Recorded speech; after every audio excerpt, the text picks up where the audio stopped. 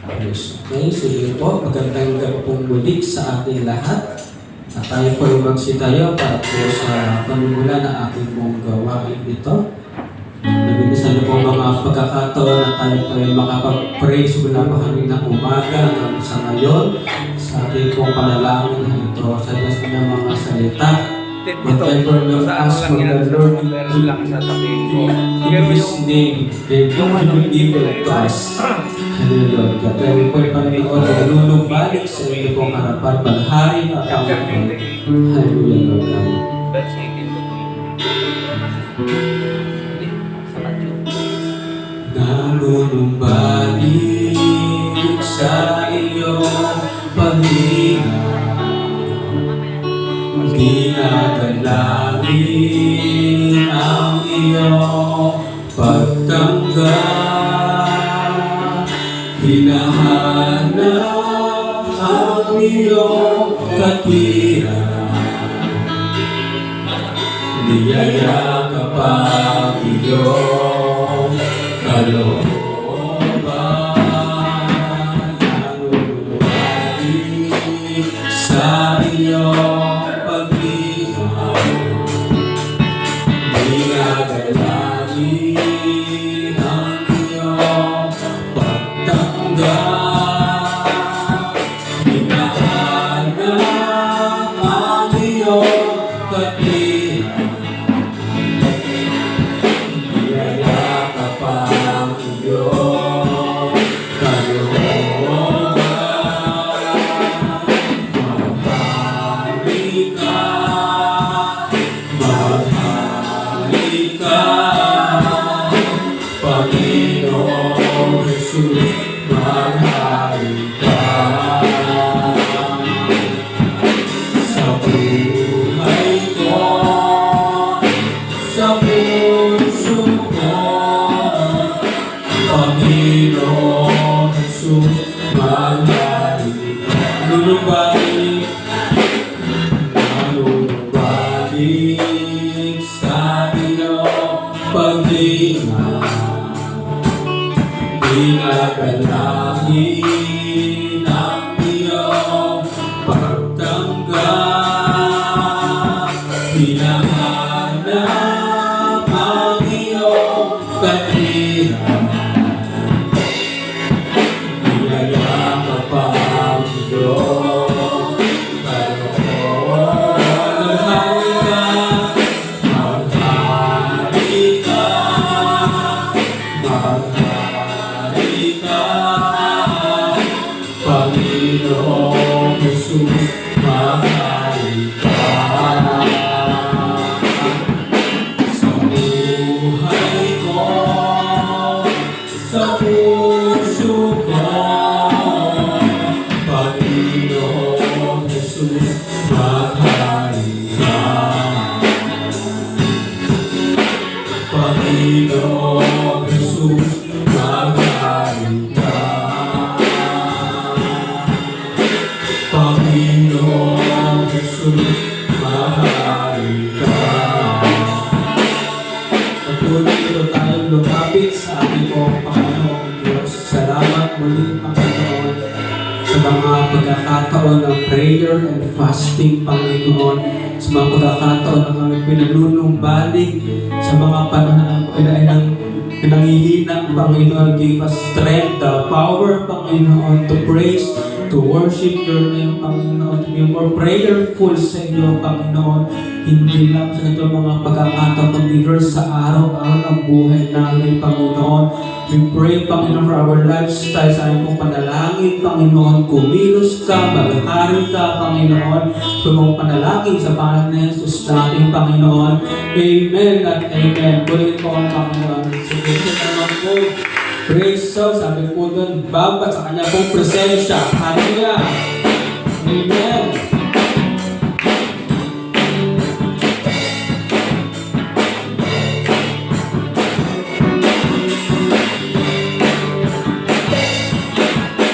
Sarap-sarap pagin sa iyo, Panginoon, sa mga pagpapala mo.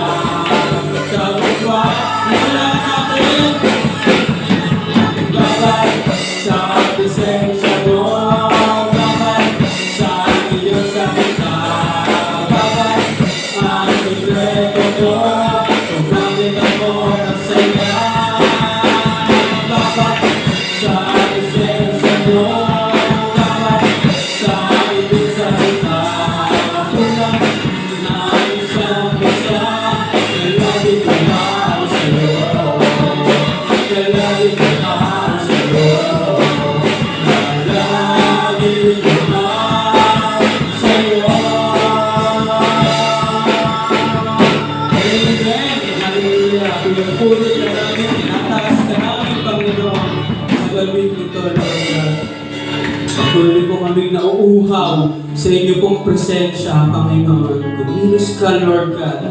Hallelujah sa gabing ito, Lord God. Let your presence be upon us, Lord God. Kami narito, Panginoon, yung pong katagpuin, Lord God. Lord, we are praying for our encounter sa iyo, Panginoon.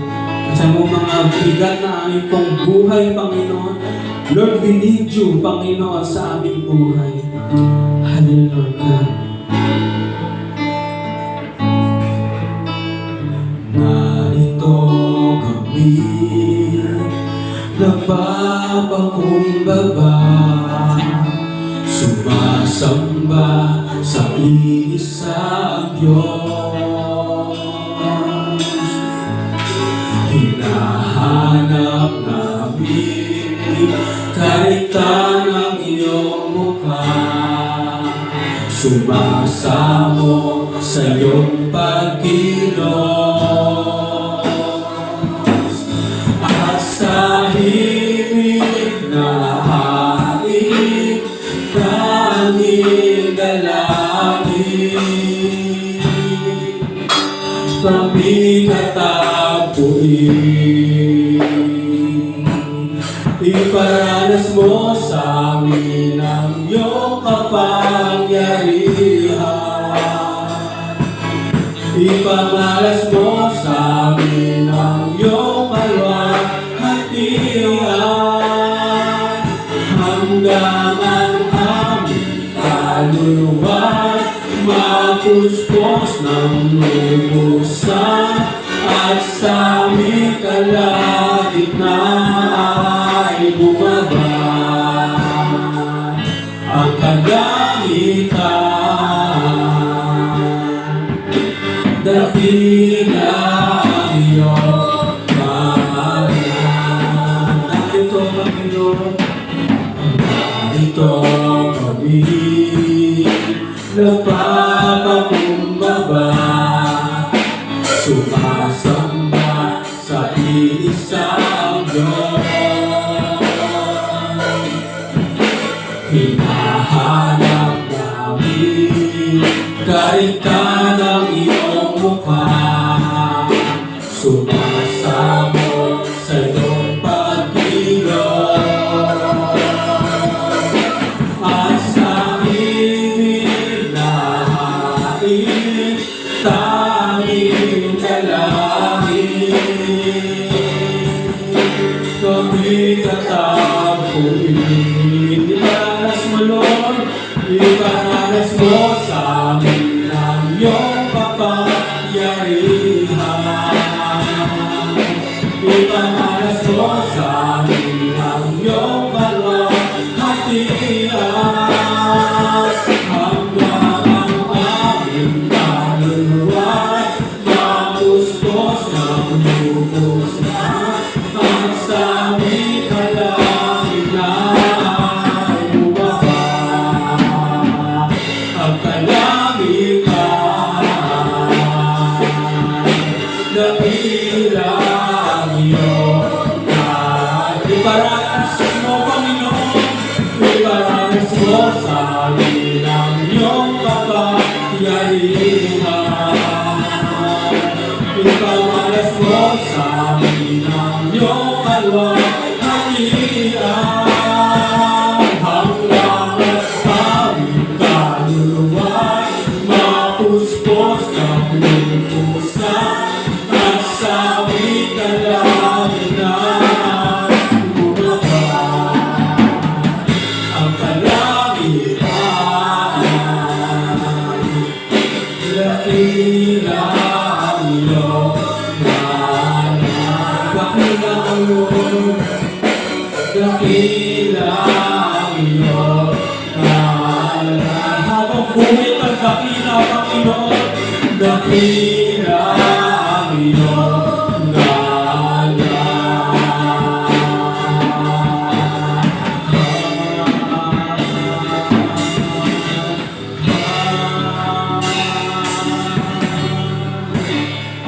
Since sa panahon po ng prayer and fasting, ating pong ibukas sa ating pong mga labi sa kanyang pong harapan.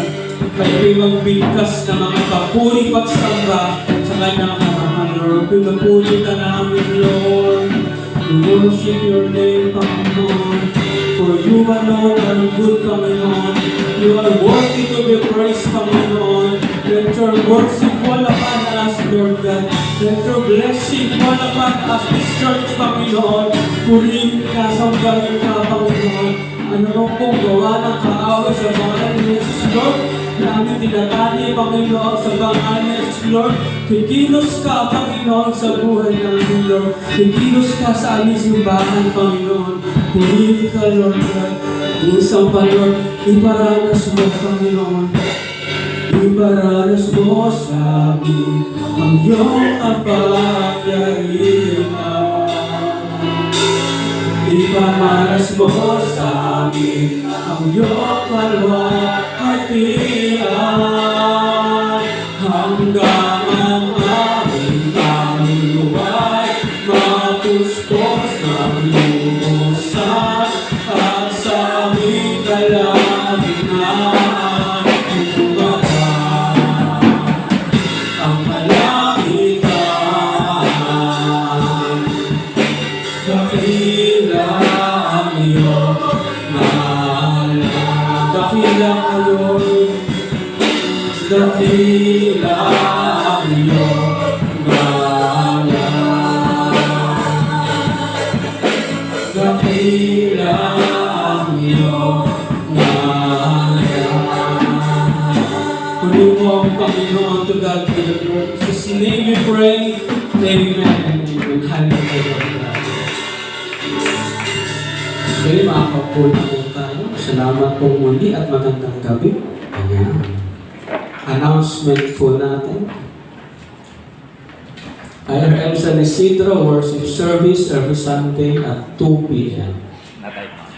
Midweek service po, next Thursday, September 26, speaker Sister Laarni, worship leader Sister Mary Joy Asher, Brother Ray Lusaten, for testimony Sister Cristita Barsa. Sunday service po natin, September 22, speaker Pastor Manny, worship leader Brother John, Tyson Offering, Sister Jasmine Asher, Sister Rhoda, and sa tipong flower sponsor ang Pantaleon family. Tuloy po sa Aita Community Mission, every Saturday po ito ginaganap at 8 a.m. Ito nga po itong ating prayer chain. Ito po nagsimula po noong September 3. Ito po ay mag-e-end po sa linggo, September 22. Ito pa po, Youth of Avoid on Calcal Fellowship, Strengthening Cell Group, September 22, this coming Sunday na po ito at 4 p.m. Ito po ay bukas sa lahat po ng ating members, sa mga bagong service po natin, minsan po mga old po nating service, na nawala sila po ay makapunta sa ating pong fellowship po ito. Next po natin, National Kalakihan Fellowship, Bulacan 1 to 4 and NCR 1 to 3 chapter. Ang kanilang pong title ay Usapang Lalaki sa date po na October 5, 8 a.m. to 12 noon sa lugar po ng IRM Ministries Cathedral sa Bulacan. Ang kanilang pong reg fee ay 150 pesos with lunch na po yun. Next po natin, Worship and Discipleship. Ito po sa November 30. Yung kanyang pong presin po ay sa IRM Cathedral. Yung pong reg fee po nito is magkano po yung nakakahalaga ng reg fee. Kung muli kakamalis, 300 po ito. Yan yung po mga gusto sa mama, ito po ay bukas na po for our online reg. Dahil daw po, ibawala po yung na pong physical na pag-reg po natin. Kaya po naka-online reg po tayo. And then, sa naman pong testimony, puri po ang Panginoon sa buhay po ni Brother John Kurt sa kanya pong patuloy na pag-ministry sa buhay na. Puri po ang Panginoon. Purihin po ang Panginoon. Nagpapasalamat po sa Panginoon sa kagalingan po na ibigay sa akin sa kahit na nakaranas po ng sakit ngayon nga po. Pinapasalamat ko sa Panginoon. Also, pinapasalamat ko sa Panginoon yung training namin, yung nakaraang pong mixing na pinapasalamatan ko po lahat ng mga ginamit ng Panginoon na sumuporta po sa amin na para kami po doon ay makadalo. Kaya nga po, syempre, hindi po masasayang po yung meron po kaming natutunan nung hindi pa po kami nag-aaral doon, nakasaksak po yung gitara po doon. Pero ngayon po hindi na po. Dahil magkakaproblema po ang ating mixer. Ngayon po, pinapasalamatan ko po sa lahat-lahat. Kaya syempre, hindi naman po mangyayari yun na hindi sa tulong ninyo po ay also ang ating Panginoon ay puri po ating Panginoon. Okay, salamat po sa Panginoon, sa kanya pong kagaling kay Kuya Jan. And then, sa naman pong God's message, salamat po sa Panginoon sa patuloy na niyo pong paggamit ng kanyang buhay, sa kanyang train pong ministry sa church po natin. Ayan. Ating pong purihin ng Diyos. So, buhay po ng ating pong chairman, Brother Ray Acosta, pero mukhang po ata nakarin yung kanyang pong slides. Sige po, bago po ang lahat, ano po ba? Okay po, sige po, Brother Ray Acosta. Hallelujah po.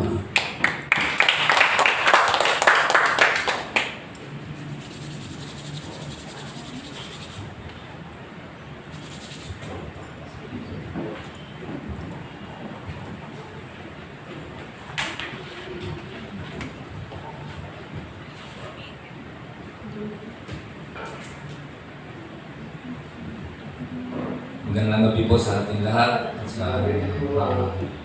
sa gabi nito, ang ating pag-aralan ay yung sinabi ni Jesus bago siya umakyat sa lahat. Ang Great Commission. Ito po ang verse na ito. Ito ang malapit sa puso ng ating Panginoon Jesus. Kasi bago siya umakyat sa lahat, talagang ito yung pinagbili niya talaga ito sa kanyang mga alagad. Sa 11 natira na alagad niya, yun ay kanyang pinagpili. Ang sabi niya rito, nandito ang teksto ng ating pag-aralan sa ganito. Ang Panginoon Jesus ay umakyat sa Panginoon Jesus sa langit na kaya binigay niya yung tagubilin niya sa mga alagad. At ang tagubilin niya ito ay hanggang sa panahon natin ngayon, ito pa din ang kalooban ng Diyos na gawin natin bilang kanyang mga alagad. Ito sa ang ating pag-aaral mula sa aklat ng Matthew chapter 28 verse 18 to 20. Ito ang sabi niya. Lumapit si Jesus at sinabi sa kanila, ibinigay na sa akin ang lahat ng kapangyarihan sa langit at lupa. Kaya tumayo kayo gawin ninyong alagad ko ang lahat ng tao sa lahat ng mga bansa. Bautismohan ninyo sila sa pangalan ng Ama, ng Anak, at ng Espiritu Santo. Turuan ninyo sila ang sumunod sa lahat ng inuutos ko sa inyo. Tandaan ninyo, ako'y lagi kasama ninyo hanggang sa katapusan ng panahon. So, yan po ang pinagpili ng ating Panginoon Jesus sa mga kanyang mga alagad. Ito po yung tinanong. Ito yung tinawag na alam natin, Great Commission, ang dakilang tagubilin ni Jesus bago siya bumalik sa langit. Ang isang tao kapag aalis at mawawalan na ng matagal, magpili niyan sa maiiwan niya at kung ano ang dapat gawin. Ganun po ang ginawa ng Panginoon Jesus. Ayaw niya tayo mga sa dilim bago siya umalis. Nagpili muna siya sa atin kung ano ba ang nais niya ipagawa. Kaya napakahalaga po ng mga talatang ito, pag-aralan po natin pag-aralan natin, kaya explore po natin ang katotohanan sa salita ng Diyos. Number 1, ano doon, yung kapangyarihan, ibinigay na sa Panginoon Jesus ang kanyang kapangyarihan o authority. Ang basihan ng ating Panginoon ay ang kanyang kapangyarihan, kaya ang sabi niya, all authority has given to me.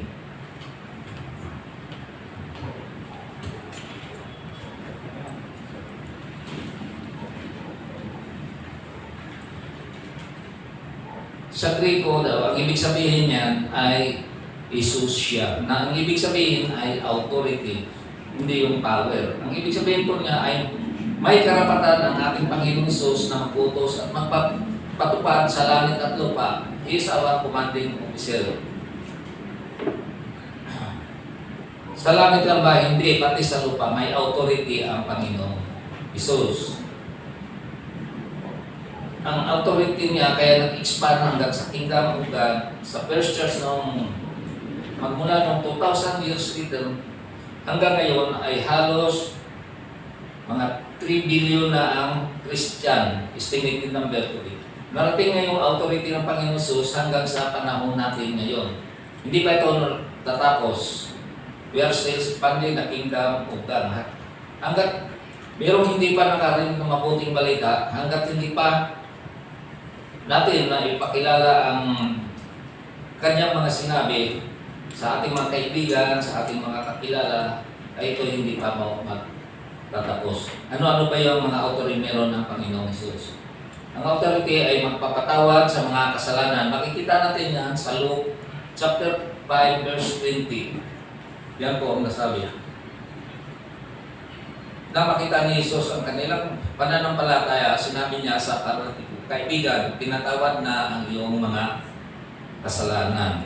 So may kapangyarihan natin Panginoon Jesus na patatawarin ang ating mga kasalanan. Authority sa pamagitan ng ating Diyos Ama. Sa 1 Timothy 2:5 may sinasabi diyan. Wala.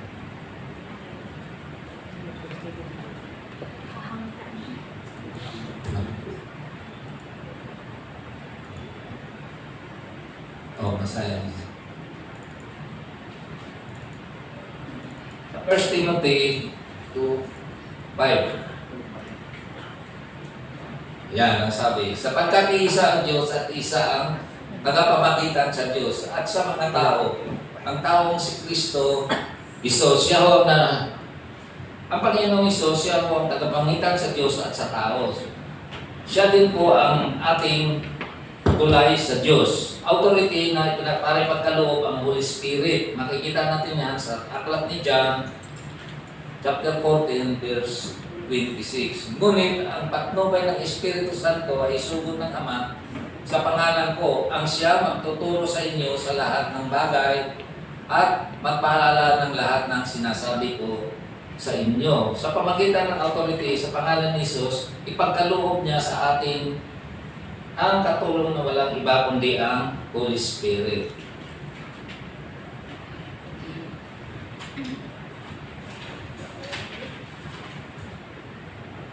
Authority upang buksan ang puso ng isipan ng mga tao. Makikita natin yan sa Luke chapter 24 verse 45. Yan, binuksan niya ang kanilang pag-iisip upang maunawaan nila ang mga kasulatan. May authority ang Panginoon Jesus upang buksan ang ating puso at isipan sa kanyang mga salita.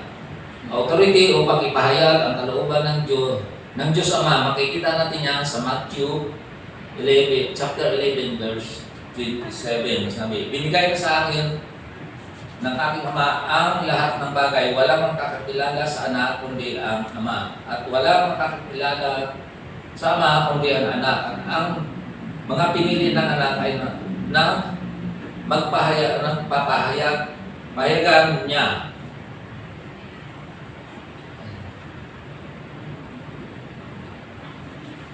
Authority upang ang tao ay buhayin mula sa mga patay. Makikita natin yan sa aklat ng John 6:40.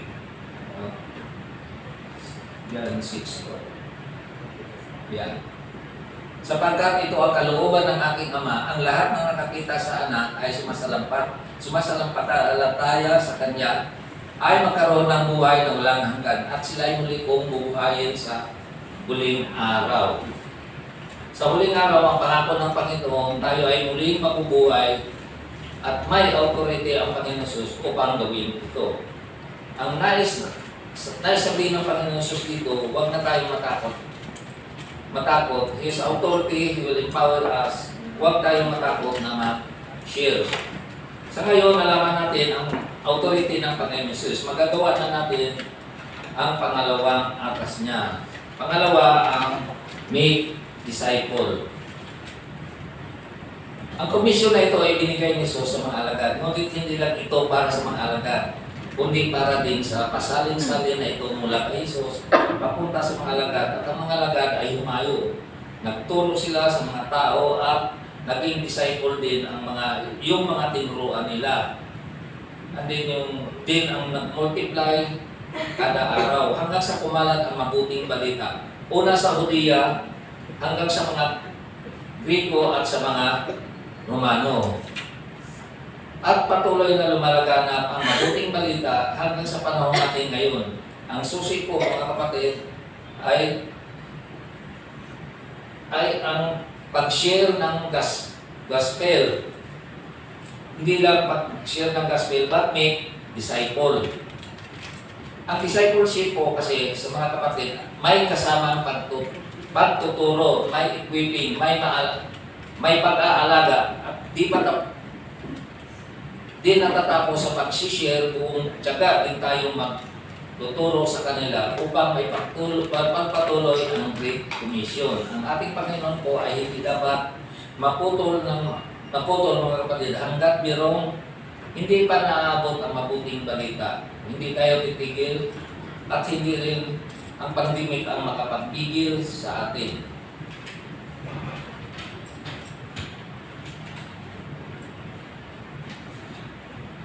Tinawag tayo ni Jesus upang gawing alagad ang lahat ng tao, umayaw at mamunga at manatili ang bunga. At sa pamamagitan ng baptism, ito represent na patay na tayo sa kasalanan at lahat ng sumasampalataya kay Jesus ay bago na nilalang. Muli tayo ipinanganak o born again. Sabi nga sa Roma 6:3 hanggang 4, hindi ba ninyo alam na tayong lahat ay nabaptismuhan kay Kristo Jesus ay nabautusan sa kanyang kamatayan? O sa makatwid tayo namatay na at binuhay muli si Kristo sa pamagitan ng dakilang kapangyarihan ng Ama, tayo rin ay magkaroon ng panibagong buhay. Ang buhay ay binago ng Panginoon Jesus. Yan po ang ating patutuo. Ang huling atas po ng mga kapatid ay ang pangako ng Panginoon. Abiding presence of Christ. I am with you. I am with you. I am with you. Ito po ang yung final post na ng ating Panginoon sa mga alagad. Alam niya kasi na may takot at pangailangan pa din tayo. Pero iba na po ang usapan kapag ang presensya na ng Panginoon Jesus mismo ang sumama sa atin. Sinasabi ng Panginoon Jesus, lahat ng kailangan ninyo I am. And He is Jesus, the great I am. Kaya ang ibig sabihin ng abiding presence of Christ, mananahan siya sa ating buhay, sa ating tahanan, sa ating pamilya naroon at manatili ang presensya ni Kristo. Kasama natin ang Panginoon Jesus hanggang sa katapusan ng panahon. Yan ang pangako na napagtagumpayan natin ang mundo ito. O alam natin ang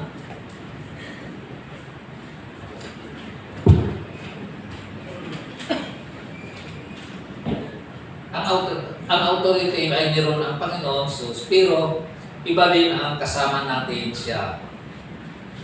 Hindi natin siya kasamang physically, kasama naman natin ang Holy Spirit na pinangako niya. Kaya huwag tayong matakot mga kapatid sa ating pananalangin. Naroon siya sa ating pagpupuri, naroon siya sa ating pangangaral, sa salita ng Diyos.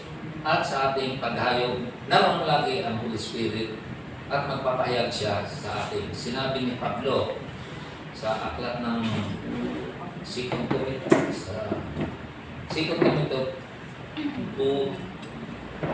4, chapter 16 to verse 20. Sa unang pagharap ko sa hukuman, ay wala nang sumama sa atin. Pinabayaan nila akong mag-isa. Patawarin naman sila ng Diyos. Sa hindi, ngunit sinamahan ako ng Panginoon at binigyan ng lakas upang makapangaral ng lubusan sa lahat ng hintil. At ako'y niligtas niya sa tiyak niya pamasayan. The abiding presence of Christ, kahit na napakahirap ng sitwasyon ni Pablo, kasama niya ang presensya ng Diyos at siya ay nailigtas. The power of presence of God, napakalaga ng kasama natin sa ating pagkayo. Si Apostol Pablo to, alam naman natin na masigasig talaga siya share ng Great Commission talaga siya ang nakarating hanggang sa nakarating ang kasi si Apostol Pablo binanggit sa aklat ng Roma chapter 15 verse 24 to 28 na siya ay pupunta ng Espanya. Doon sa Spain siguro nung time na yon nakapag-share siya doon. Tapos ang mga na lumaganap ang salita niya roon. Tapos yung mga Espanyol, nakarating ng Pilipinas, pinangaral naman sa atin. So, nakakilala tayo ng Kristyanismo sa pamagitan ng mga Kastila. Pero ang totoo niyan, Apostol Pablo siguro, nung time na, nung pagpunta niya ng Espanya, nangaral din siya doon. So, yun pala ang ng kwat. Kasi binanggit sa Biblia ng Espanya nung pumunta siya. Sa ating konklusyon ngayon, ganito, gusto ng Panginoon Jesus na tapusin natin ang sinimulan niya. Nagpakilala siya sa mga alagad, tinuruan niya sila, umayo sila kasama nila. At namatay siya sa cross, ngunit nabuhay siya sa mga patay. Ngunit bago siya umakyat sa langit, ibinigay niya sa atin ang Great Commission na magbabago sa buong mundo. Hindi nagpapagawa sa atin ang Panginoon Jesus ng mga imposibleng bagay. Ibahagi natin ang mabuting balita sa ating mga kakilala at mga kasamahan natin sa ating mga pamilya, mga kaibigan. Maging patotoo natin sa kanila ang buhay natin na nabago na matanggapin natin siya bilang ating Diyos na tagapagligtas. Magandang gabi po sa atin. Tayo po'y manalangin. Lord, maraming salamat Panginoon sa iyong mga salita sa gabi nito na aming napag-aralan at napabulay-bulayan. Panginoon, turuan niyo po kami at samahan niyo po kami Holy Spirit upang Panginoon na magkaroon kami Panginoon ng karunungan at lakas ng karunungan upang i-share namin ang iyong salita sa aming mga kaibigan, sa aming mga bahay, sa aming mga kakilala. Naway Panginoon, lagi mo kami samahan tulad sa iyong pangako. Ito ang aming dalangin sa pangalan ng aming Panginoon Jesus. Amen.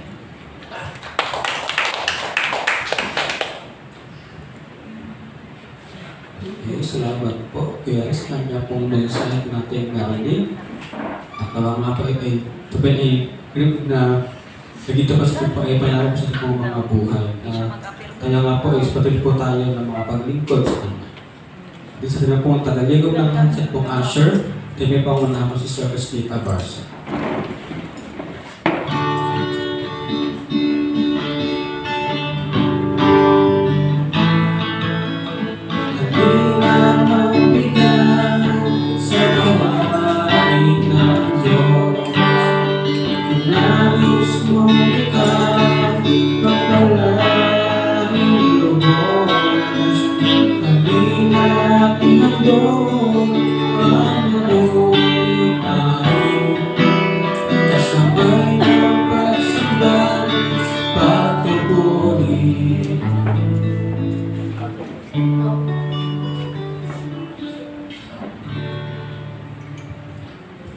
Tayo po'y manalangin. Lord, maraming pong salamat sa mga biyaya, Lord, na pinagkakalob niyo po sa amin. And Lord, bilang pagkilala po na kayo po ang pinagmumula ng lahat, kami po ay nagkakalob sa iyo bilang pasasalamat, Panginoon. Dalangin po namin, Lord, na ang mga offering po na ito, mga tithes, Panginoon, magamit po sa paglago po ng aming church.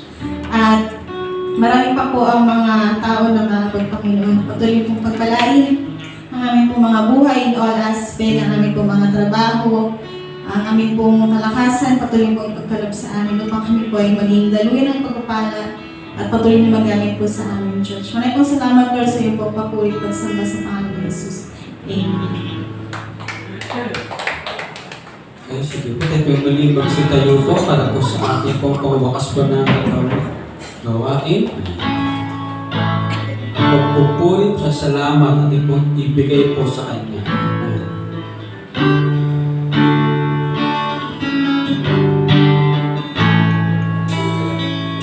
Ang pagpupulit pa sa salamat ay sa iyo lamang nararapat ang tunay na awit ng pagsambay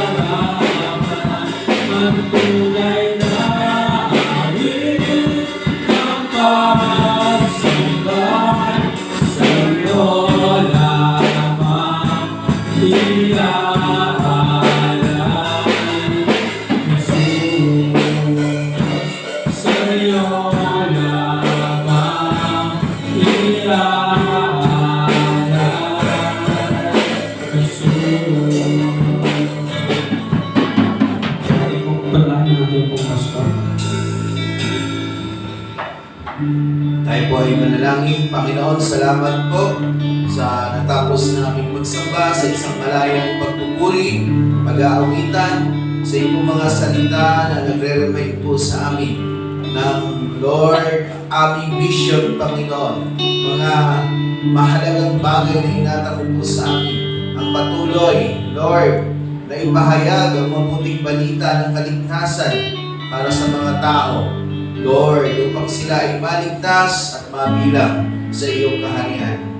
Lord, sa mundong aming ginagalawan na ito, ay napakaraming mga hadlang na, Lord, nararanasan kami. Subalit, Lord, nananangan po kami sa iyong kapangyarihan at sa pangako mo po na kami ay iyong kasama, kami iyong sasamahan. Aking dalangin, Panginoon, na sa aming puso, yung patuloy, Lord, na kahalagahan ng aming pakikibahagi bilang isang mananampalatayang nagpapahayag ng mabuting balita ng kaligtasan sa mga taong, Lord, nais mo pong iligtas.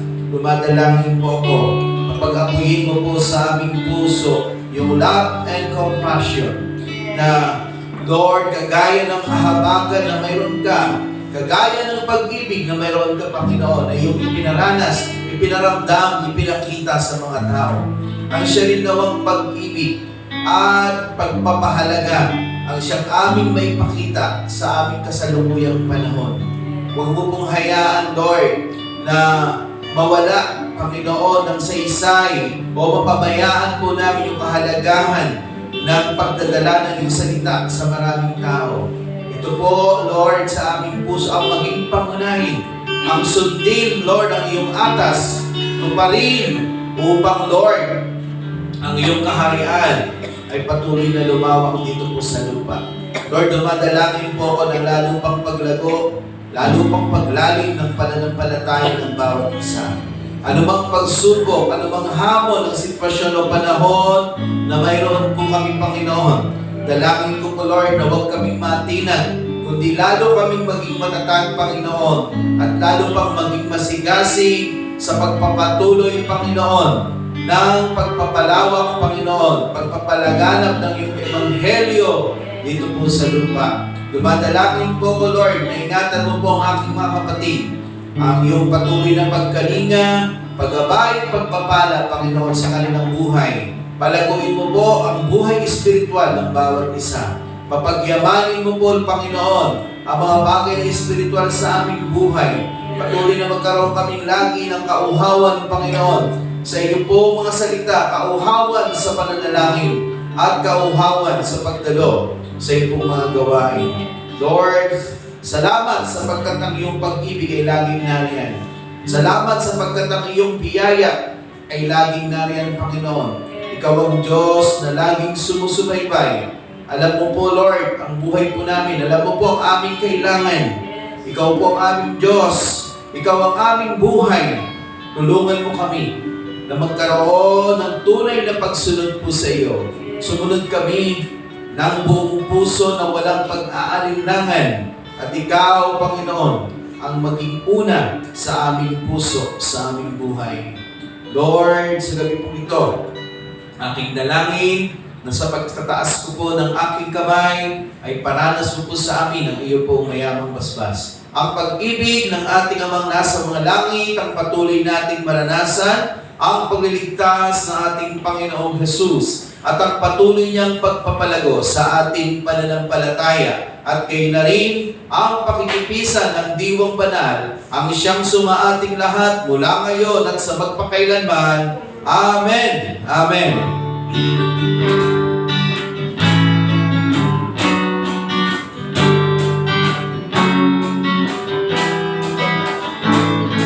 The Lord bless you and keep you. The Lord make His face shine upon you and give you peace, and give you peace, and give you peace forever. The Lord be gracious to you. The Lord make His face shine upon you and give you praise, and give you peace, and give you peace forever. God bless you po.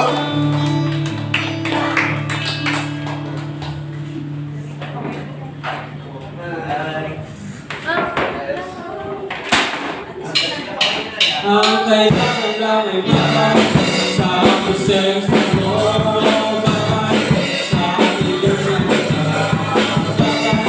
Ang problema mo, bakit ako masaya? Baba, sa presensya mo, Baba, sa ating Diyos ang nagkakababa. Ang isang alangin na ba sa'yo? Love you.